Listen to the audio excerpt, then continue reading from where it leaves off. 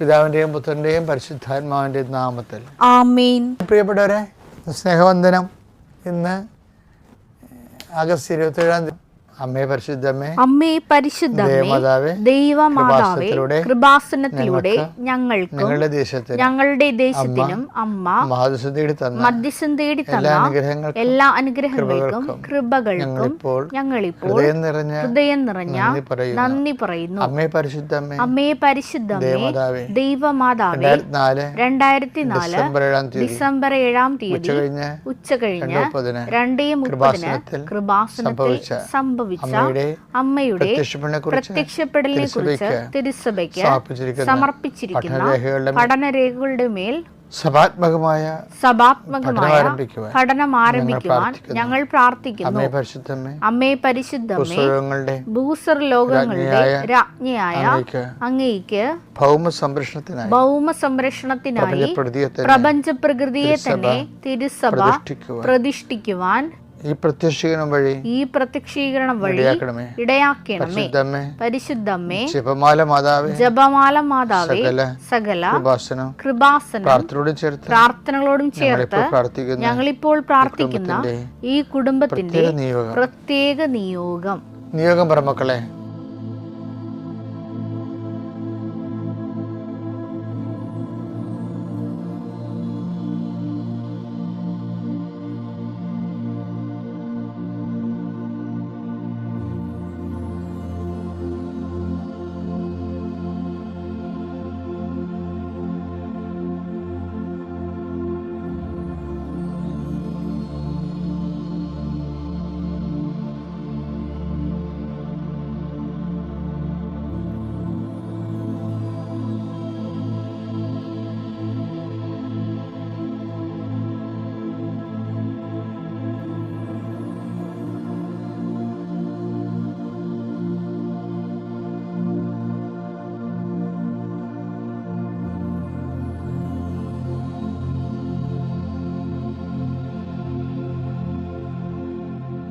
അമ്മയുടെ പ്രത്യക്ഷീകരണത്തിന്റെ ഈ അനുഗ്രഹവേളയിൽ ഞങ്ങൾക്ക് സാധിച്ചു തരുവാൻ കനിയണമേ. ആമേൻ. വിശ്വാസ പ്രമാണം. സർവശക്തനായ പിതാവും ആകാശത്തിന്റെയും ഭൂമിയുടെയും സൃഷ്ടാവുമായ ദൈവത്തിൽ ഞാൻ വിശ്വസിക്കുന്നു. അവിടുത്തെ ഏകപുത്രനും ഞങ്ങളുടെ കർത്താവുമായ ഈശോമിശിഹായിലും ഞാൻ വിശ്വസിക്കുന്നു. ഈ പുത്രൻ പരിശുദ്ധാത്മാവിനാൽ ഗർഭസ്ഥനായി കന്യകാമറിയത്തിൽ നിന്ന് പിറന്ന് പൊന്തിയോസ് പീലാത്തോസിന്റെ കാലത്ത് പീഡകൾ സഹിച്ച് കുരിശിൽ തറയ്ക്കപ്പെട്ട് മരിച്ച് അടക്കപ്പെട്ട് പാതാളങ്ങളിൽ ഇറങ്ങി മരിച്ചവരുടെ ഇടയിൽ നിന്ന് 3-ാം നാൾ ഉയർത്ത് സ്വർഗത്തിലേക്ക് എഴുന്നള്ളി സർവശക്തിയുള്ള പിതാവായ ദൈവത്തിന്റെ വലതുഭാഗത്തിരിക്കുന്നു. അവിടെ നിന്ന് ജീവിക്കുന്നവരെയും മരിച്ചവരെയും വിധിക്കുവാൻ വരുമെന്നും ഞാൻ വിശ്വസിക്കുന്നു. പരിശുദ്ധാത്മാവിലും ഞാൻ വിശ്വസിക്കുന്നു. വിശുദ്ധ കത്തോലിക്കാ സഭയിലും പുണ്യവാന്മാരുടെ ഐക്യത്തിലും പാപങ്ങളുടെ മോചനത്തിലും ശരീരത്തിന്റെ ഉയർപ്പിലും നിത്യമായ ജീവിതത്തിലും ഞാൻ വിശ്വസിക്കുന്നു. ആമേൻ. സ്വർഗ്ഗസ്ഥനായ ഞങ്ങളുടെ പിതാവേ, അങ്ങയുടെ നാമം പൂജിതമാകണമേ. അങ്ങയുടെ രാജ്യം വരണമേ. അങ്ങയുടെ തിരുമനസ് സ്വർഗത്തിലെ പോലെ ഭൂമിയിലും ആകണമേ. അന്നു വേണ്ടുന്ന ആഹാരം ഇന്ന് ഞങ്ങൾക്ക് തരണമേ. ഞങ്ങളോട് തെറ്റ് ചെയ്യുന്നവരോട് ഞങ്ങൾ ക്ഷമിക്കുന്നത് പോലെ ഞങ്ങളുടെ തെറ്റുകൾ ഞങ്ങളോടും ക്ഷമിക്കണമേ. ഞങ്ങളെ പ്രലോഭനത്തിൽ ഉൾപ്പെടുത്തരുതേ, തിന്മയിൽ ഞങ്ങൾ രക്ഷിക്കണമേ. ആമേൻ. നന്മ നിറഞ്ഞ മറിയമേ, സ്വസ്തി. കർത്താവ് അങ്ങയുടെ കൂടെ സ്ത്രീകളിൽ അങ്ങ് അനുഗ്രഹിക്കപ്പെട്ടവളാകുന്നു. അങ്ങയുടെ ഉദരത്തിൻ ഫലമായി ഈശോ അനുഗ്രഹിക്കപ്പെട്ടവനാകുന്നു. പരിശുദ്ധ മറിയമേ, തമ്പുരാന്റെ അമ്മേ, പാപികളായ ഞങ്ങൾക്ക് വേണ്ടി ഇപ്പോഴും ഞങ്ങളുടെ മരണസമയത്തും തമ്പുരാനോട് അപേക്ഷിക്കണമേ. ആമേൻ. കർത്താവിന്റെ ഉന്നതമായ നാമത്തിന് സ്തോത്രം ചെയ്യുന്നു. കർത്താവിന്റെ വിശുദ്ധ പൗരോഹിത്യത്തെ മഹത്വപ്പെടുത്തണമേ. എൻ്റെ കർത്താവെ, ചെറിയ കടകളൊക്കെ നടത്തുന്നവർ വല്ലാത്ത വലയുന്നുണ്ട് ഈശോയെ. അവർക്ക് ഒന്നും അതിനകത്ത് കിട്ടണില്ല, പക്ഷേ കടങ്ങളാണ് വരണത്. ഇനി എങ്ങനെ ജീവിക്കുമെന്ന് പോലും അറിയാൻ പാലാതെ വിഷമിക്കുന്നവരുണ്ട് ഈശോയെ. അവരെ സന്ധിക്കണമെന്ന് പ്രാർത്ഥിക്കുന്നു. ഈശോയെ, ഒരു തൊഴിൽ കണ്ടുപിടിക്കാൻ വേണ്ടി എന്ത് തൊഴിൽ ചെയ്താൽ ജീവിക്കാൻ പറ്റുമെന്ന് വിചാരിച്ചുകൊണ്ട് വിഷമിക്കുന്നവരുണ്ട് ഈശോയെ. അവരെ കർത്താവ് വിസ പുതുക്കി കിട്ടാത്തതിൻ്റെ പേരിൽ മക്കൾ കരഞ്ഞ് വിളിച്ച് നിലവിളിക്കുമ്പോൾ അമ്മ അവരെ ആശ്വസിപ്പിക്കുന്നത് ഉടമ്പടി എടുത്തവരുടെ മകനെ മാതാവ് നമ്മൾ സന്ദർശിക്കുമെന്നാണ്. ആ ഒരു ഒറ്റ ആശ്രമേ ഉള്ള അമ്മേ. അതെല്ലാ മക്കളും അങ്ങനെ ചിന്തിക്കുന്ന ഓരോ മക്കളും ഈ പ്രാർത്ഥന കൂടുന്നുണ്ടെങ്കിൽ തീർച്ചയായിട്ടും കൃപാസന അൾത്താര ജീവനുടെ പ്രത്യക്ഷ മാതാവ്, സഞ്ചാരി മാതാവ് ആ മേഖലയിൽ ചെന്നിട്ട് അവരുടെ പ്രശ്നങ്ങളെ പരിഹരിച്ചുകൊണ്ട് അവർക്ക് സന്ധിപ്പ് നൽകുന്നതിന് വേണ്ടി എൻ്റെ കർത്താവിൻ്റെ ഉന്നതമായ നാമത്തിൽ സഭയുടെ അധികാരത്തിൽ കുരിശടയാളത്തിൽ നിങ്ങളെ അനുഗ്രഹിക്കട്ടെ.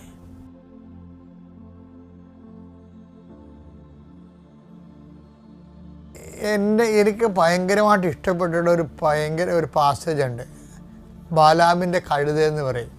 ബാലാക്ക് എന്ന് പറഞ്ഞ് ഒരു ദുർപ്രവാചകനുണ്ടായിരുന്നു. അയാൾ ഇസ്രായേൽ ജനത്തെ ശത്രുവാണ്. ബാലാൻ ഒരു നല്ല പ്രവാചകനാണ്.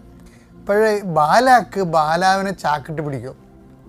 പറയും, നിൻ്റെ പ്രവചനമൊക്കെ ഭയങ്കര പേരാണ്, നിനക്ക് നാട്ടുകാർ അംഗീകരിക്കേണ്ടതാണ്, പ്രവാചകനാണെങ്കിൽ ഇങ്ങനെ വേണം, നീ പ്രവചിച്ചാൽ ഭരിക്കും, അതുകൊണ്ട്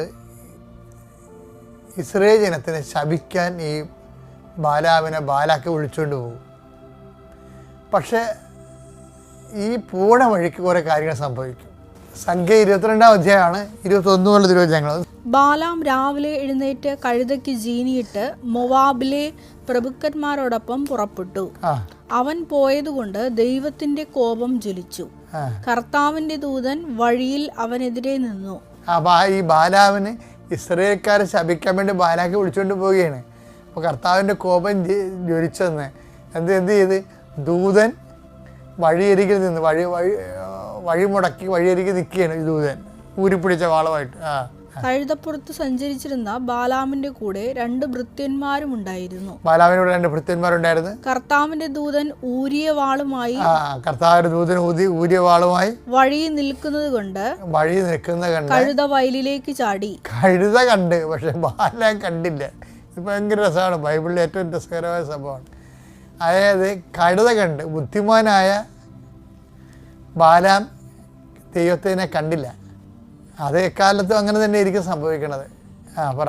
വഴിയിലേക്ക് തിരിച്ചു കൊണ്ടുവരാൻ ബാലാം അതിനെ അടിച്ചു. അപ്പോൾ ഈ കഴുത ഇങ്ങനെ ചാഞ്ഞ് പോയി, ദൂതനെ കണ്ടിട്ട് ചാഞ്ഞ് പോയി. അതിനെ നേരെ കൊണ്ടുവരാൻ ഈ ബാലാം കഴുതനെ അടിക്കുന്നുണ്ട്. അപ്പോൾ കർത്താവിന്റെ ദൂതൻ മുന്തിരിത്തോട്ടത്തിൽ ഇരുവശവും മതിലുള്ള ഇടുങ്ങിയ വഴിയിൽ നിന്ന് കർത്താവിന്റെ ദൂതനെ കണ്ട് കഴുത മതിലിനോട് ചേർന്ന് ഒതുങ്ങി. കഴുതൊക്കെ കാണാൻ പാടില്ല ദൂതനെ. ബാലാവിനെ കഴുത പുറത്തിരിക്കുന്നത് ബാലാവിനെ കാണാൻ പാടില്ല. അതുകൊണ്ട് കഴുത ഒതുങ്ങുകയാണ് ബാലാവിനെ കൊണ്ട്. ബാലാമിന്റെ കാൽ മതിലിൽ ഉരഞ്ഞു. ബാലാവിന്റെ കാൽ മതിലൊരുങ്ങി. നിങ്ങൾ ഈ കഴുതെന്ന് വരുമ്പോഴല്ല നിങ്ങൾ ഓർക്കും ഈ കഴുതപ്പുറത്ത് ആൾക്കാർ കയറി ഇരിക്കാനാണ്. നമ്മൾ കണ്ടിരിക്കുന്ന കഴുത എന്ന് പറയുന്നത് ഇവിടുത്തെ കഴുതകളാണ്. പാലക്കാടും അതുപോലെ തന്നെ തെങ്കാശി പട്ടണത്തിലൊക്കെ കാണുന്ന കഴുതയല്ലേ, ചെറിയ തരം കഴുത. അതല്ല, ഇസ്രായേലിലെ കഴുത ഞാൻ ഈജിപ്തിൽ നിൽക്കുമ്പോൾ ഞാൻ കണ്ടതാണ്. അതായത് ഒരു കഴുത ഒരു 6 ചാക്ക് അരിയും കൊണ്ട് ഒരു വണ്ടിയിട്ട് ഭരിച്ചുകൊണ്ട് ഓടണം. ഞാൻ വായുമ്പോഴത്തെ നോക്കിയെന്നോട് ആദ്യമായിട്ട് ഞാൻ കഴുതയെ കാണുന്നത്. കാര്യം വയറ്റ് വെള്ള നിറവും പിന്നെ ആഷ് കളറാണ്. നല്ല ഇരുമ്പ് ബോഡിയാണ് അവന് 6 ചിലപ്പോൾ 10 ചാക്കും കൊണ്ടുപോടും. അത്തരം കഴുതകളാണ്. കുതിരയേക്കാൾ സ്വല്പം കൂടി ചെറിയ സാധനമാണ്. അപ്പോഴും അവ കയറി യാത്ര ചെയ്യാൻ പറ്റും. അതാണ് ഇസ്രായേലിലെ കഴുതകൾ. ഈജിപ്തിലും ആ കഴുതകളുണ്ട്. ബാലാമിന്റെ കാൽ മതിലിൽ ഒരഞ്ഞു. അവൻ കഴുതയെ വീണ്ടും അടിച്ചു. കാല് പോയില്ല, കാല് വരഞ്ഞല്ലേ മുതലേ. കർത്താവിന്റെ ദൂതൻ മുമ്പോട്ട് പോയി ഇടം വലം തിരിയാൻ ഇടമില്ലാത്ത ചലിക്കാൻ പറ്റാത്ത രീതിയിൽ ഇടുങ്ങിയ സ്ഥലത്ത് കർത്താവ് ദൂതൻ നിന്നു. ദൂതനെ കണ്ടപ്പോൾ കഴുത കിടന്നു കളഞ്ഞു. മനസ്സിലായി. ഇനി മുന്നോട്ട് പോകാൻ പറ്റുന്ന ബാലാവിനെ കൊണ്ട് കഴുത താഴെ കിടന്നു. ബാലാമിന്റെ കോപം ജ്വലിച്ചു. ബാലാമിന്റെ കോപം ജ്വലിച്ചു. അവൻ വടി കൊണ്ട് കഴുതയെ അടിച്ചു. വടി കൊണ്ട് കഴുതയെ അടിച്ചു. അപ്പോൾ കർത്താവ് കഴുതയ്ക്ക് സംസാര ശക്തി നൽകി. 3 പ്രാവശ്യം എന്നെ അടിക്കാൻ ഞാൻ നിന്നോട് എന്ത് ദ്രോഹം ചെയ്തു എന്ന് കഴുത ചോദിക്കുകയാണ് ബാലാമിനോട്. ബാലാം കഴുതയോട് പറഞ്ഞു, നീ എന്നെ അവഹേളിച്ചു. വാളുണ്ടായിരുന്നെങ്കിൽ ഞാൻ നിന്നെ കൊന്നുകളയുമായിരുന്നു. കഴുത ബാലാമിനോട് ചോദിച്ചു, ഇന്ന് വരെ നീ സഞ്ചരിച്ചിരുന്ന നിന്റെ കഴുതയല്ലേ ഞാൻ? ഇതിനു മുമ്പ് ഒരിക്കലെങ്കിലും ഞാൻ നിന്നോട് ഇങ്ങനെ ചെയ്തിട്ടുണ്ടോ? ഇല്ല. ബാലാം സമ്മതിച്ചു. അപ്പോൾ കർത്താവ് ബാലാമിന്റെ കണ്ണുകൾ തുറന്നു.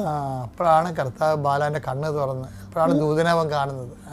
ഊരിയ വാളേന്തി വഴിയിൽ നിൽക്കുന്ന കർത്താവിന്റെ ദൂതനെ കണ്ട് അവൻ കമിഴ്ന്നു വീണു.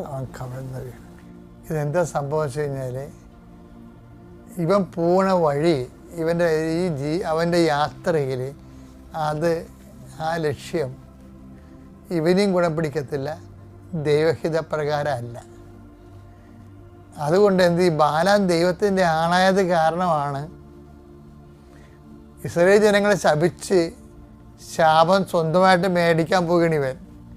അതിവന് സംഭവിക്കാതിരിക്കാനാണ് ഇപ്പം ഞാൻ നിനക്ക് മുമ്പ് എൻ്റെ ദൂതനെ അയക്കുമെന്ന് പറഞ്ഞാൽ വായിച്ചതിനടുത്ത് പുറപ്പാട് 23:20. ഇതാ ഒരു ദൂതനെ നിനക്ക് മുൻപേ ഞാൻ അയക്കുന്നു. അവൻ നിന്റെ വഴിയിൽ നിന്നെ കാത്തുകൊള്ളും. ഞാൻ ഒരുക്കിയിരിക്കുന്ന സ്ഥലത്തേക്ക് നിന്നെ കൊണ്ടുവരികയും ചെയ്യും. അപ്പൊ നമ്മുടെ യാത്രയില് ഒരു ദൈവപൈതന്റെ യാത്ര ഗ്യാരണ്ടീഡ് ആണ് ശരിക്കും.